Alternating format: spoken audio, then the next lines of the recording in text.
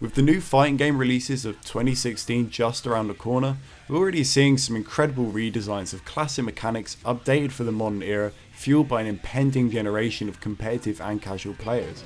Understandably, with the stage and prize pools for tournaments ever growing, we're seeing developers strive towards that ever elusive balanced game. Now, there's no question that Capcom's style of re-releasing once a year or NetherRealm's sometimes monthly patches come with their own breed of flaws and advantages, but today I want to talk about an older era of games.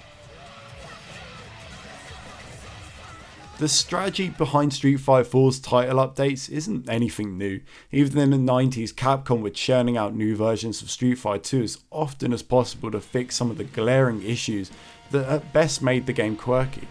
Even after a decade of updates up until 2003, the end product still has what some people might consider flaws. And this is because of the way information is spread in the modern era. Today, if someone finds something broken or a particular note, you're going to find out within that week through some form of social media, meaning for the most part, problems get ironed out pretty quickly. The public work is essentially an endless network of balance testers. Not only this, but the actual things people look for to break games has changed. Look at Damdai, who applied a modern SF4 style of option select to Super Turbo and completely altered the metagame.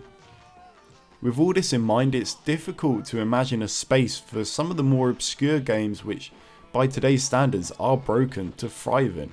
One game that's pretty dear to me, XMvSF Street Fighter, was an earlier game in the Versus series when Capcom were very much finding their footing in the air dasher style of fighter.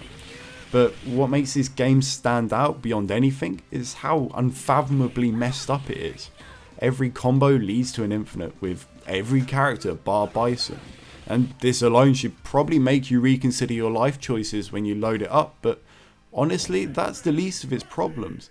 You could make the argument that infinites are the ultimate form of balance because everyone essentially does the same damage.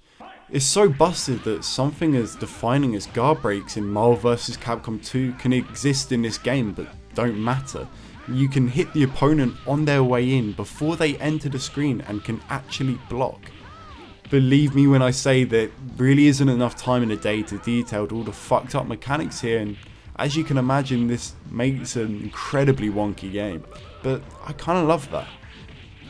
A lot of people that still play this game have a self-imposed no infinites rule, something you tangibly can't enforce because everything is an infinite, or at least leads into one.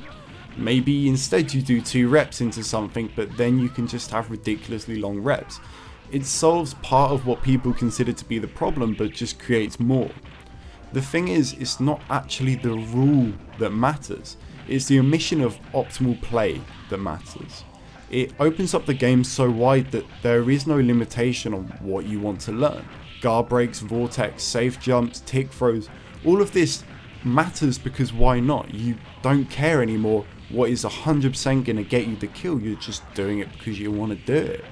The fact that you can jump cancel Magneto's stand fierce is now the coolest thing ever because you want to know how to convert on different weight classes from it.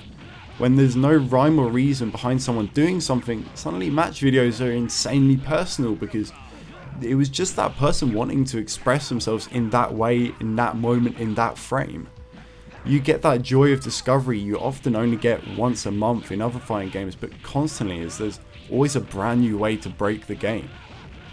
There's always been this argument for just playing games for fun, but high level fun is something else, and in a game where optimal play doesn't matter, it just always remains that fun thing. Does any of this make the newer generation of games less valuable? No, definitely not, but it's indicative of a more naive time in game development that I think should be cherished no matter when you're coming into the scene, because it's unlikely that developers will fuck games up this perfectly ever again.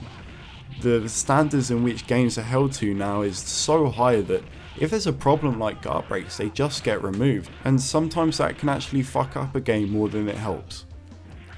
Anyway, I'm probably not going to be starting some sort of XMvSF Street Fighter revolution anytime soon, but I don't know, it's something to consider that broken games actually have a purpose within the scene. and maybe it's not in a competitive environment, but there is somewhere that these games should exist, and I do recommend that people give these games a chance after they've been hit by a few infinites. Anyway guys, I hope you enjoyed this, and I'll see you soon. Peace.